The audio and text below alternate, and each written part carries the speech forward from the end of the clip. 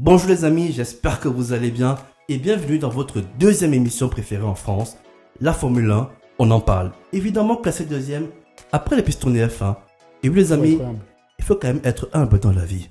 Et nous sommes en direct de notre studio mal aimé. Mal aimé parce que plusieurs fois après les Grands Prix, on a voulu tourner les amis. On a voulu vous dire quelques mots, on a voulu partager la passion de la Formule 1. On a voulu vous dire à quel point cette saison est incroyable. Mais on a toujours eu des mésaventures. Des mésaventures, un Uber qui vient pas. Bref, aujourd'hui on est présents les amis. Après les récents événements, Franck est venu avec son plus beau costume. Je parle évidemment des législatives les amis. Et depuis les législatives, Franck croit qu'une fois qu'on a un costume, on peut s'arroger tous les droits. Je vous rappelle que d'habitude, je commence l'émission par un one-man show où je vous parle face caméra. Je vous dis comment est-ce qu'on va entrer dans la vidéo, qu'est-ce qu'on va se dire, c'est quoi le point crucial en Formule 1 aujourd'hui. On entre tout doucement dans la dinde, on fourre les ingrédients. Mais cette fois-ci, Franck a presque voulu m'arracher le micro parce qu'il se dit être tout permis. Et bien aujourd'hui, on va savoir pourquoi Franck se croit tout permis. Franck, pourquoi tu as un si beau costume en fait? Après 944 jours, 2 ans et demi après Jeddah, on peut enfin manger. Le frigo est de nouveau rempli, les amis. Le lait périmé est terminé. On a notre 104e victoire. Après un braquage à l'anglaise de Russell, la Mercedes a pris une victoire. Là, Lewis Hamilton a mis la 9e victoire, signe de record à Silverstone. Il s'apprête à faire de même à Budapest. À Budapest, au Grand Prix d'Hongrie. Oui. Donc déjà, tu viens en costume pour la première fois, malgré que je t'ai demandé de venir en costume déjà plusieurs fois auparavant. Je viens pas en costume pour célébrer Red Bull, s'il vous plaît. Ok, ton cas est très bien choisi. Ça, tous les fans qui nous suivent le savent aujourd'hui. Tu es un grand fan de Lewis Hamilton. Bien sûr. Chroniqueur ne veut pas dire objectif. Ah On apprend des choses. Écoutez les amis, s'il y a bien une personne qui reste en objectif face à ce micro, eh ben, c'est moi, Finger Pilot. Les amis... Bon? Quoi? Non, mais ça, les amis, il faut bien investir dans la chaîne pour que le visuel soit sympathique et qu'il tourne autour de ce dont on va parler. Très bien. Oui, on va parler de Lewis Hamilton. Oui, on va parler de la Formule 1. Mais surtout, on va parler du Grand Prix d'Hongrie. Pourquoi tu penses que Mercedes va faire fort en Hongrie cette année? Parce que Mercedes a ramené 2 charrettes en Hongrie. Ils ont tapé 2 fois la pole. Ça a toujours été une équipe extrêmement forte. Pardon. Il y a toujours un pilote extrêmement fort en Hongrie, c'est Lewis Hamilton, 9 pôles et 8 victoires en Hongrie. Un de ses circuits préférés. Pour moi, c'est là où il est le plus performant, mais il ne le dira jamais vu qu'il est britannique et qu'il doit plutôt parler de Silverstone. Très bien. Et je pense sincèrement que dimanche, on assistera peut-être à un double record détenu par Hamilton avec 9 victoires à Silverstone et 9 victoires à Budapest. Eh ben, c'est le pari que je prends. Eh ben... Quels sont ses adversaires? Lando Norris et George Russell. Les gars, moi je mets Lewis Hamilton. Écoute, moi je me trahirai pas. Okay. J'ai mes pronos, je les ai écrits dans un bout de papier, fermés dans une enveloppe. Je les ouvrirai après la course. Bien sûr, bien sûr. Tu les écriras après la course et tu les montreras. Exactement. Bah écoute, très belle introduction pour cet épisode de la Formule 1, on en parle les amis. N'hésitez pas à vous abonner, n'hésitez pas à cliquer sur le bouton like les amis. Toujours. Partagez la chaîne. Franck est bardé de son plus beau costume. Il est sur son 31 les amis. Parce que les choses sont intéressantes. On mettra mon team dans la description. Allez, on part, on y va. Cette émission devient de plus en plus intéressante. Bref les amis.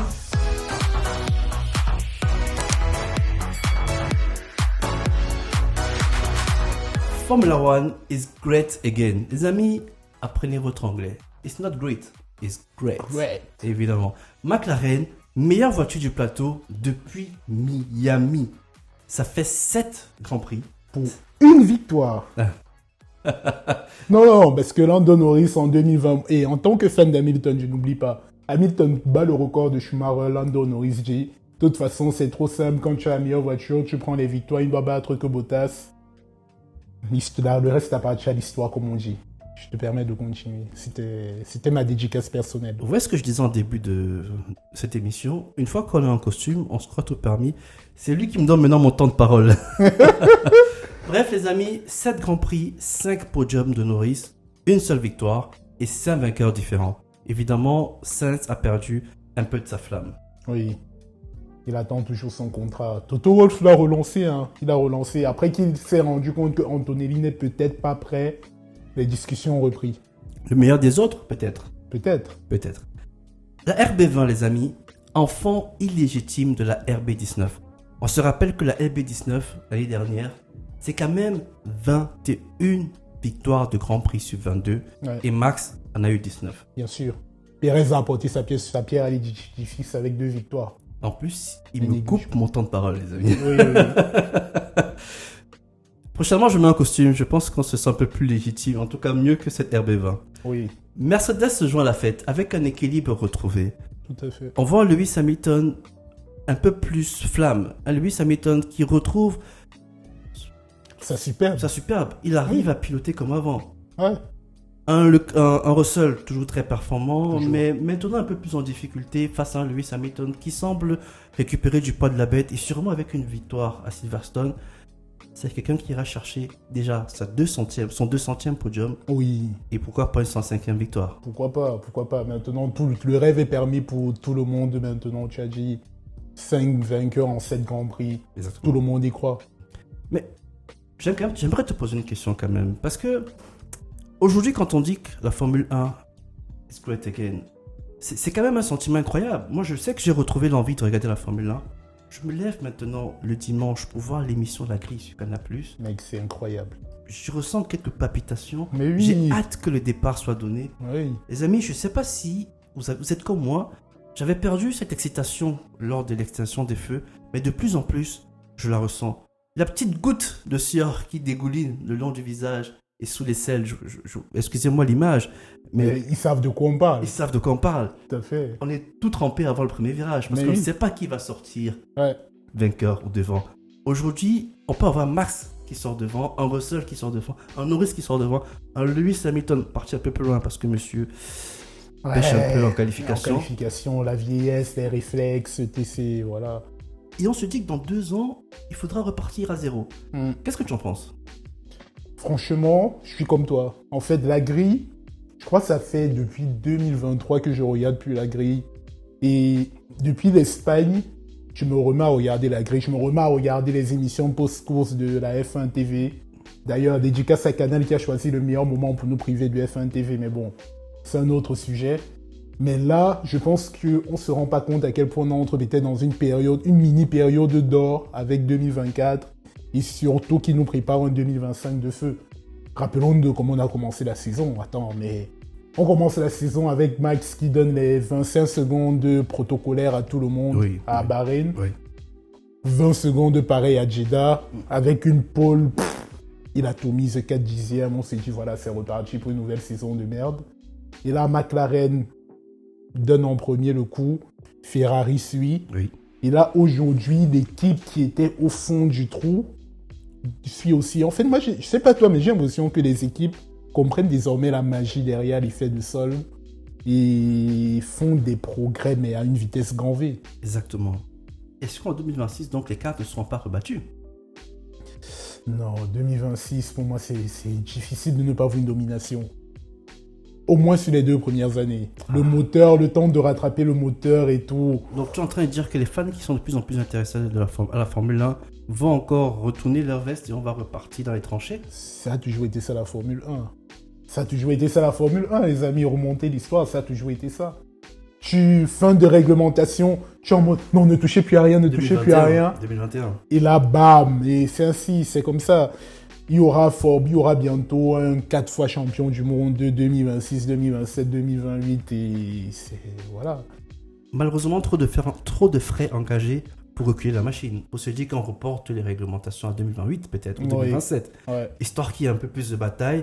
On rappelle quand même que le Grand Prix de Silverstone, c'est 400 000 spectateurs sur place. Pour voir la Formule 1. Donc ça veut dire à quel point la Formule 1 a regagné de la confiance dans le cœur de ses fans. Tout à fait, tout à fait. En fait, on bat des records d'affluence maintenant quasiment toutes les semaines. Les prix ne font que monter, les fans continuent à venir. Du coup, les prix vont continuer à monter. Tout à fait. Et voilà. Mais moi, j'ai envie de revenir quand même sur le sujet. Là, d'après toi, où est-ce que tu situes aujourd'hui Max dans la hiérarchie? Pour toi, est-ce qu'il a toujours une voiture qui lui permet de gagner? Ou alors c'est lui qui surperforme comme ces fans qu'on connaît nous racontent tout le temps? Voilà, est-ce que la Red Bull c'est niveau Williams ou niveau McLaren? Voilà la Au question. niveau As. Je crois que la As c'est quand même pas La mal. As c'est quand même pas mal. Ouais. Non, on parle de niveau Alpine. Disons que mon avis personnel, c'est Max Verstappen superforme la voiture. Ok. J'ai envie de croire que Perez n'a pas perdu tout son art. On ne peut pas perdre autant de talent dans le pilotage. Bon, Daniel Ricciardo est une erreur, mais Perez, j'ai envie de croire qu'il ne peut pas perdre autant. Ouais. Donc je crois que Max Verstappen surconduit la voiture, mais la RB20 n'est pas niveau Williams. Non. Moi, honnêtement, je la mettrais niveau Ferrari, avec un Max Verstappen qui vraiment pousse la machine au-delà. Ouais. Parce que honnêtement, quand tu as vu les 14 derniers tours du Grand Prix de Silverstone, Lewis, Norris et Max Verstappen qui se tirent la bourre, je crois qu'à ce niveau, je te dis, c'est pas que la voiture. Ouais. Le pilote, il est bon. Non, le pilote, il est bon. Le pilote, il est bon.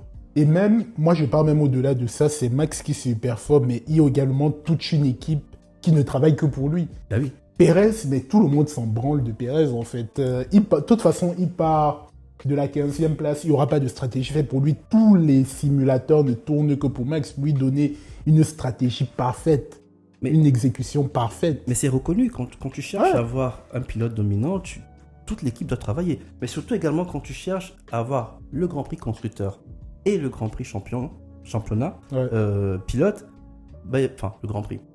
La victoire, championnat, pilote, tu es obligé de faire une voiture qui correspond à un pilote. Pour que lui, il aille chercher la différence là où les autres ne peuvent pas. Il le rend bien. Il le rend très bien. On rappelle, on l'a dit plusieurs fois cette émission.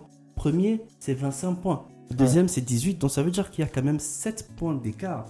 Donc un mec qui est premier tout le temps avec un deuxième pilote qui vacille peut-être entre la 5e et 6e place, ça peut faire le championnat constructeur à lui seul. Mais j'ai quand même un peu un sentiment amer pour Norris. Quand on dit que McLaren est la meilleure voiture, c'est quand même 199 points sur les 7 derniers Grands Prix, contre 178 pour la Red Bull et contre 169 pour Mercedes. C'est vrai, c'est Donc, vrai. on est en train de se dire que McLaren a potentiellement le package qu'il faut. Je parle bien mécaniquement parlant. Mécaniquement parlant, bien sûr. Mécaniquement parlant, logiquement parlant. Bien sûr. Mais peut-être qu'ils n'ont pas. Qu'est-ce qu'ils n'ont pas en fait? Ils n'ont pas l'exécution. Ils n'ont pas l'exécution. Ils n'ont pas l'exécution. On le rappelle toujours. Oui, c'est une phrase qu'on répétait parce que fan d'Hamilton, je voulais légitimer ses victoires. Mais les amis, gagner, ce n'est pas avoir la voiture la plus rapide. C'est aller d'un point A à un point B le plus rapidement, à savoir 300 km. Et McLaren a la voiture qui va le plus vite du point A au point B, mais n'arrive pas à faire en sorte que ça se traduise réellement. Donc, on va voir. Mais actuellement, j'ai l'impression que ça ne profite pas trop à McLaren, cette histoire pour le moment. Bah écoute, à qui donc cela profite? Quand on dit que la Formule 1 est aussi bien, ou se porte aussi bien dans la vente des billets, donc financièrement parlant, aussi bien en termes de spectacle, à qui cela profite? Bah oui, à qui cette situation de F1 is great again profite en fait? Eh bien, quand on regarde la concurrence, le fait qu'il y ait trop d'équipes qui se mangent les points, et bien au final, ça profite à personne. Ça profite à personne. Si ce n'est Max Verstappen, qui en début de saison a pu donner un matelas suffisant pour se permettre de finir 3e avec un grand sourire. Bah oui, En fait, comme on a dit là, en fait, cette saison fait penser à 2019. Bah oui. La Red Bull n'est pas à l'abri au championnat constructeur comme Mercedes en 2019, juste parce que Perez ne fait pas le travail. Mais en 2019, rappelez-vous, Mercedes, 6 premiers Grands Prix, 6 doublés. Et en sortie de cela, mais ils avaient déjà plus de 100 points d'avance sur Ferrari, ils s'étaient pliés. Et après, Red Bull est revenu, Max commence à gagner des courses, Ferrari revient avec un moteur, on ne peut pas dire trichant en Formule 1, on va dire un moteur particulier. Particulier, c'est bien. C'est le mot adapté. Qui tape 360 km avec le RS désactivé, mais c'est normal. Et gagne aussi. Et finalement, qui profitait? C'était Hamilton qui garait toujours sa voiture 2e, 3e. Il sortait de là. Man, I give everything, but you know, voilà. I give my best, thank you the team. Voilà. Et il a gagné son championnat avec près de 200 points d'avance, mais tranquille. Mais en réalité, quand on regarde également de l'autre côté de la caméra, le deuxième rang Red Bull, on a un certain Perez qui est totalement à l'arrêt. pense que pour la quasi-totalité des gens qui regardent la Formule 1, Pérez n'est pas celui que tu mettras en tête de liste pour renouveler pour renouveler encore une année. Ah bon? Il n'a pas pris 2 ans, là. Écoute. Alors, tu veux dire que c'est pas pour des raisons sportives que le monsieur a pris 2 ans? Écoute, qu'est-ce que tu sous-entends? Moi, je sous-entends rien du tout. Okay. Je dis tout simplement que Pérez ne prouve pas sur la piste. D'accord. Après, j'ai cru comprendre qu'il y a une émission Disney. Non, mais ouais, non, mais il y a 120 millions de Mexicains, je sais pas. Mais en réalité, que devient Pérez? Bah, Pérez, en fait, je ne sais pas, tu vois, c'est pour ça qu'on a mis Red Bull et Pérez, en fait. C'est Red Bull, pas son choix Pérez, le choix d'une sécurité, le choix du marketing, on va le dire. Il faut le dire. Qui est perdant. Red Bull aujourd'hui ne va peut-être pas sécuriser la première place constructeur. Ils arrivent à un endroit où tu as des jeunes hyper talentueux qui poussent. Tu as Tsunoda qui fait une énorme saison. Imagine Ricardo ferait la saison de Tsunoda. Ricardo serait dans la Red Bull depuis longtemps. C'est clair, même Lawson. Bah oui. Lawson, il pousse. Adjar en Formule 2. Il est le meilleur pilote de la Formule 2 sans aucun... Mais le problème, c'est la famille Max qui... Ils veulent pas Sainz. Red Bull voulait Sainz. Ils veulent pas Sainz. Ils veulent pas sûrement Alonso. On se demande pourquoi. On se demande aussi pourquoi. Voilà. Max, il a gagné son droit d'être le maître à la maison, mais est-ce que Red Bull... Il y a un moment où Mercedes a dit à Hamilton, tu veux être le maître, j'entends, mais frérot, tu as 38 ans. Nous, il faut qu'on place Russell, en fait, parce que c'est lui qui va préparer notre avenir. Donc, Red Bull est en train de tout jouer sur Max. Si Mercedes appelle Max en 2025, il dit que mon gars, viens, on peut voir les datas de notre moteur. Et Max, il se casse. Et là, tu te retrouves sans continuité. Qu'est-ce que tu fais, en fait?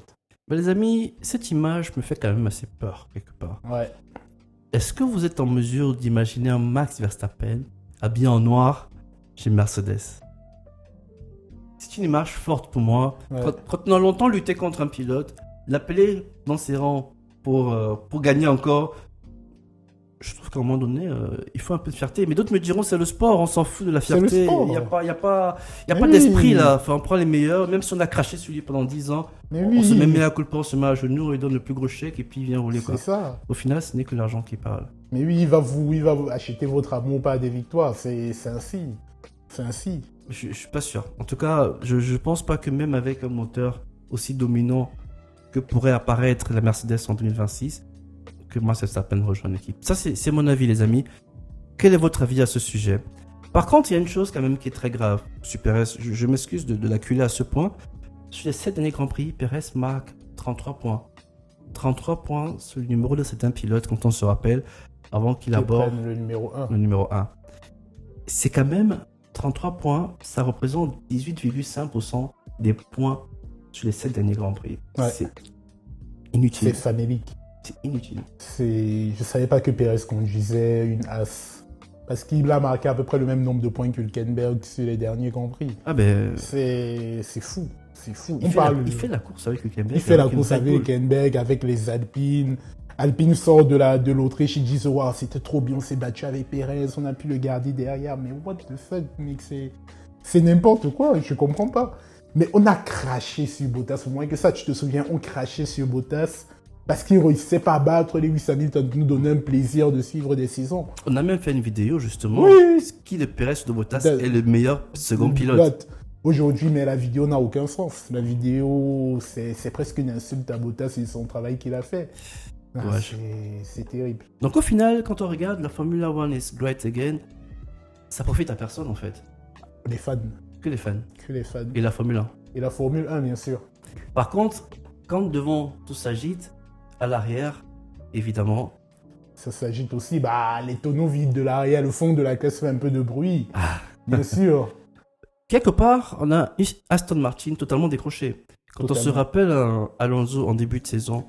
qui vociférait, plein de sourires, plein de volonté, plein d'ardeur. Il venait Lewis Hamilton. Lewis Hamilton, puis Mercedes, il dit mais Mercedes me propose un contrat, pourquoi on fait mais... Et là, tout d'un coup, il se fait battre par l'Astrol. Ouais, et la voiture recule. Elle court dans la mauvaise direction, elle recule pas, on recule toujours doucement, tu vois. Oui, mais Aston Martin. elle a fait demi-tour en fait. Bah oui, Voilà, Aston demi-tour, Martin. elle a mis l'accélérateur. Bah oui. Aston Martin commence la saison en regardant Mercedes, McLaren dans les yeux. Bah oui. Et là, aujourd'hui, ils se prennent un tour par les Mercedes depuis 2 Grands Prix. Un tour. On n'en parle pas. Comme Perez. Comme Perez. Ouais. C'est ça. Et alors qu'à côté, on a Hulk tout puissant. Tout puissant. Hulk tout puissant. Ce pilote finit 9e ou 10e dans la plupart des cas, voire 11e à la porte des points. Dans ses mauvais jours. Dans ses mauvais jours. Et dans ses meilleurs jours, 6e. 2 fois 6e. 6e, c'est 8 points. Donc il a apporté 16 points en 2 courses. Ah, Il fait mieux que beaucoup de grands pilotes. Il fait peut-être même mieux que Charles Leclerc. J'allais le dire. Non, et les tifosi, on s'excuse. Et il me parle pas mal de ma prochaine équipe. Non, mais Hülkenberg, il est magnifique. Ouais. Je pense qu'il est au sommet de ce qu'il peut produire, ce qu'il lui est possible de produire. Mais tu vois, ce fond de la classe me gêne un peu parce que c'est eux qui doivent prétendre au futur gros baquet. Et désolé d'en rajouter encore une dernière couche sur Perez, mais quand je vois un Perez prolongé, alors que tu as tous ces pilotes meurent de faim, qui ont des voitures de merde et qui réussissent à se donner à fond, se motiver, mais récompense-la avec un petit bonbon Red Bull. Et tu mets Hülkenberg, tu lui dis, tu vois la voiture de Max, ok, tu ne dois jamais être devant. Lui, déjà, juste faire un podium, il a jamais connu ça. Donc, déjà, tu lui fais du bien. Mais ouais, c'est dommage. Et après, tu as Alpine, bah... Ouais. Bah, en fait, ce changement d'ambiance, à gauche, on a les top teams qui s'agitent, on a un changement récurrent en top de la boîte, des podiums, ou même sur le podium, les pilotes changent, ils alternent, jusqu'à ce qu'on espère que Ferrari revienne à la bataille. Et derrière, on dit que ça s'affole, mais en réalité, il se passe rien. Je sais pas si quelqu'un qui regarde la course aujourd'hui et est fan d'Alpine a de l'émotion en début de course et en fin de course. Je sais pas s'il se passe rien, mais il se passe tellement de choses devant que ça rend insipide ce qui se passe à l'arrière. Rappelle-toi, le début de saison, on parlait de Tsunoda qui finit toujours bien et tout. Oui. Parce qu'il se passait tellement rien à l'avant, que ces gars-ci, en fait, animaient nos journées. Mais aujourd'hui, oui, moi, je ne regarde plus ce qui se passe au-delà de la 9e place. Je vais être totalement honnête. Quand tu as des courses comme Silverstone, comme l'Autriche, comme l'Espagne, où ça se bagarre pour les podiums, pour les victoires, mais on se rend même plus compte que ces gars, en fait, vivent aussi des choses intéressantes parce que ça nous passe totalement au-dessus, quoi. C'est bien dommage. C'est bien dommage. C'est bien dommage. Et pourtant, il y a des histoires à raconter. Je veux dire, Alpine, Ocon, Gasly, de très belles histoires. Briatore qui revient. Briatore. On en reparlera sûrement. On en reparlera en attendant le prochain mauvais coup. Ouais. Les amis, j'aimerais quand même avoir votre avis sur ce qui se passe à l'arrière. Je sais que parmi nous, il y a de nombreux fans d'Alpine, de nombreux fans d'Ocon, les amis. Évidemment, le pilote mal aimé, le pilote mal reçu depuis l'arrivée de Pierre Gasly. Je parlais de délit de sale gueule, mais lui... mais tu aimes ces gros mots, je comprends pas. Ah, mais non, c'est une réalité. Ocon, pour des raisons que je ne comprends pas, n'a pas la fanbase qu'il mérite. Et pourtant, ce pilote... On ne se rend pas compte du travail qu'il a fait face à Alonso, quoi. Alonso qui est un dieu vivant de la F1. Oui. Ocon, on ne se rend pas compte de ce travail. On ne se rend pas compte du travail qu'il faisait en début de saison avant d'être totalement lâché par l'équipe. Oui, mais je suis désolé, mais ça n'excuse pas sa façon de piloter. L'Autriche, façon de fermer la porte à Alonso. Je freine, je me décale quand je freine. Oui, quelque part, Ocon est un très bon pilote Mercedes. Oui. Il a même presque de temps en temps été en lice pour le baquet Mercedes. Non, enfin, enlevant le côté des sales gueules, c'est un bon pilote, mais il manque quelque chose. Il manque du marketing. Parce que pour moi, non, mais au-delà, lui, il lui manque quelque chose. Attends, si c'était Lewis Hamilton, on devrait le savoir, tu vois. Mais quand tu vas arriver à ces écuries-là... Max Verstappen, tu m'arrêtes de prendre des références par rapport Oui, pardon, au Max Verstappen, ou même Charles Leclerc. Quand tu es bon, ça se sait. Ouais. Mais pour arriver aussi à ces écuries-là, quand tu n'es pas un top pilote, c'est mon gars, qu'est-ce que tu me rapportes aussi? C'est une réalité de la F1, qu'est-ce que tu rapportes? Tous ces gars sont au moins bankable. Ocon, tu lances une nouvelle connexion de vêtements avec Ocon, mon gars, tu ne vends pas 2 vêtements, quoi. C'est la réalité. C'est la réalité. Les amis, qu'en pensez-vous les fans d'Alpine? Que pensez-vous de ce qui se passe au sein de l'écurie Alpine? Les amis, on va pas vous tenir la main trop longtemps. On a un Grand Prix qui arrive très vite. Ouais. Un très très bon Grand Prix, un très très bon cru. Les batailles sur le Grand Prix de Hongrie à Budapest, c'est toujours un truc de fou. Ouais. Alonso, Hamilton, pour la victoire d'Esteban Ocon. Mais même en 2022, tu te rappelles, c'est lointain dans les têtes, mais même 2022, c'est un excellent prix avec Verstappen qui passe 10e, Hamilton qui passe 7e et qui se retrouve premier et deuxième à la fin. Moi, c'est ma course préférée du calendrier, la Hongrie. Moi, c'est mon deuxième circuit préféré après Silverstone. Après Silverstone, bien sûr. Non, mais pour moi, Silverstone, c'est hors catégorie. La Hongrie, en fait, c'est de la gestion, tu vois, c'est toujours 2 arrêts, il faut être très fort. Si tu attaques tôt au début, tu es totalement à la ramasse. C'est pour ça que George Russell n'a jamais fait un bon résultat là-bas, par exemple. Les amis, les pronos sont donnés. Hein. Non, mais réellement, la Hongrie, tu regardes toujours, c'est toujours les meilleurs pilotes qui se démarquent sur ce circuit en course. Les amis, vous avez compris, le Grand Prix de Hongrie, c'est un Grand Prix de champions. Franck a fait un merveilleux teaser, vous donnant déjà quelques indices sur qui pronostiquer pour la victoire et potentiellement celui qui tombera derrière le top 6, voire le top 8. Les amis, dites-nous ce que vous avez pensé de ce débrief. Dites-nous ce que vous avez pensé de cette vidéo, du très beau costard de Franck qui est venu aujourd'hui tout feu tout flamme. Et oui les amis, il a un peu plus confiance en lui. Vive la politique les amis, vive Lewis Hamilton, on aime la France. Les amis, portez-vous bien, c'était Finger Pilote et Franck. Ciao!